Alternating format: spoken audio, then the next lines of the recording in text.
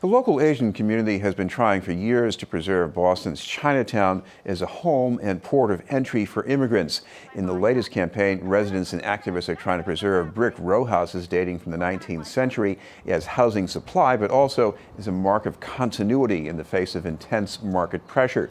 To tell us about the campaign are two volunteers with the Chinatown Stabilization Committee, Martin Gao and Issay Matsumoto. Thank you both for being with us.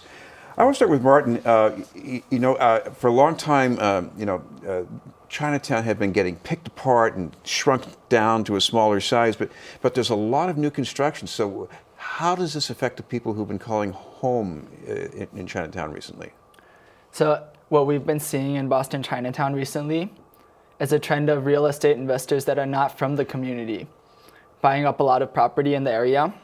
And what they do is they either rent it out at an inflated price to members that usually aren't from the community, or they would try to. So we saw that with the Airbnb, and the city has tried to address that through short-term rental regulations, but now we're seeing they're trying to build these row houses that are maybe housing 2 families and building them up to be condos that house 5 families. And in that sort of process, they're not generating affordable housing because they're creating these luxury condos and sort of displacing community members in that way, yeah. Issay, you're concerned about housing, but you're also concerned about commercial property in Chinatown. What's happening with that?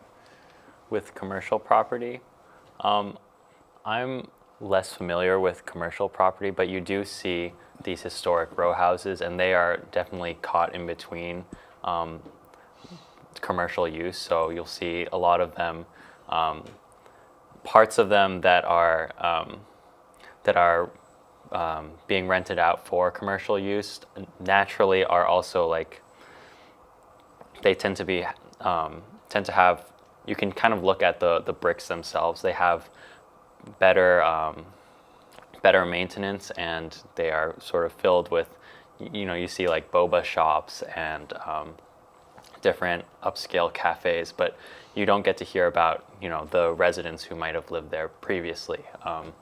So I think when people talk about Chinatown, they tend to see a lot of trendy Asian restaurants, but they don't actually think about, well, there are actually 5,000 or so residents who actually live there who tend to be lower income Chinese immigrant families.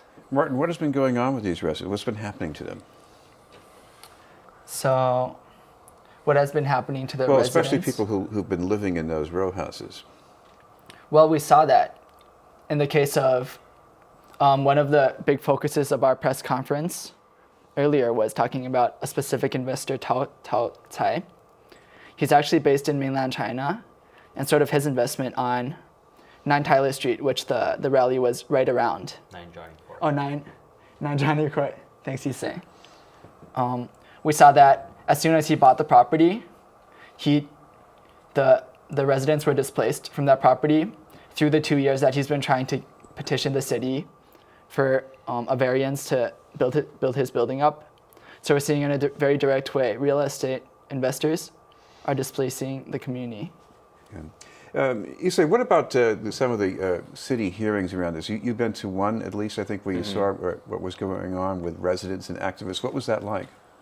So there's one hearing that we went to as students. We went to a hearing about a luxury development transfer tax that would essentially siphon off more money from luxury developments, commercial developments, and would be put toward investing in affordable housing. And basically, the gist of that meeting was that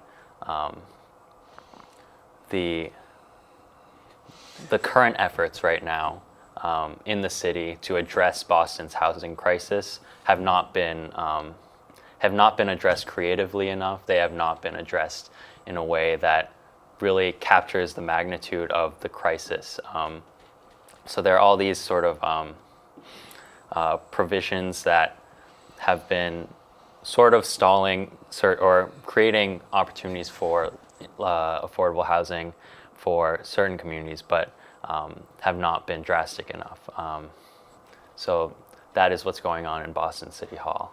Right, what's also going on with these brick row houses is that you have investor owners who want to capitalize on the investment as much as they can, maybe make some changes in the buildings, but you want to preserve them. How would preserving them help the community? Well, Issay, if you wanted to say something.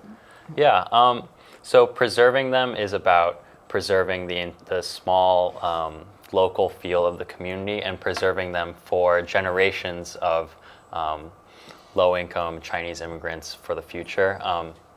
So right now, with development, what we see is a trend that's going on across Boston. We were in East Boston a little while ago, and throughout East Boston, you can't even walk like 5 feet without hearing the sound of a saw or seeing someone renovating another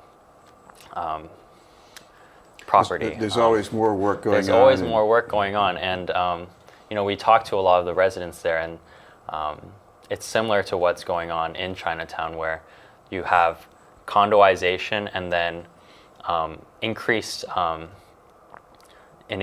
movement of upper class working professionals who take these places, and they don't necessarily give back to the community that once supported them there. This is being in the news. We're talking with Martin Gao and Issay Matsumoto from the Chinatown Stabilization Committee. Martin, what about owners in Chinatown? As long as there have been immigrants who got wealthy and bought property. That was the case in Chinatown too. But what's different now about the investor owners? You say some of them don't even live in the country now. What does that mean for giving back to the community, you think? Well, we think the issue is that we are seeing real estate investors that are not from the community and do not care for the well-being of the residents of the community. And we don't want those people to be the type of people that are, in a financial sense, owning Chinatown. Because, yeah, we are seeing that there are smaller landlords that are from the community that also, years before, have thought about this scheme of like, okay, let's build up these row houses taller so we can make more money and like make more in rent. But they thought about what that effect that would have on neighbors. They thought about the community that they're living in. And I think it's also important to see how I think Issay was trying to point to a little bit about the significance of Chinatown, is that it's an anchor for, beyond its historical and cultural value for Boston City, it's like an anchor for many generations of Chinese immigrants to Boston. Talk about that, Issay, because I see Chinese Americans and even other Asian Americans from other parts of the city. They go to Chinatown. They have reasons why they have to go there. Explain why that's so important for them.